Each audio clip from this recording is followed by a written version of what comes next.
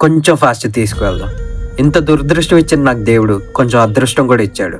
నార్మల్గా హ్యూమన్కి basic emotions 27 ఉంటాయి.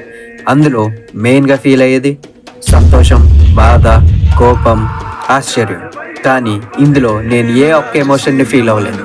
పొరపాటున ఏ ఎమోషన్ ఫీల్ అయినా నా ట్రాన్స్ అనేది ట్రిగర్ అవుతుంది.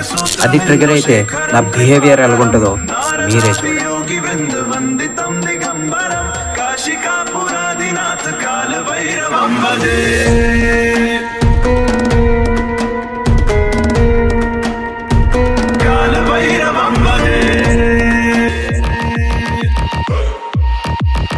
ఇలా సిచ్యువేషన్స్తో సంబంధం లేకుండా ట్రాన్స్ అవుతూనే ఉంటాను.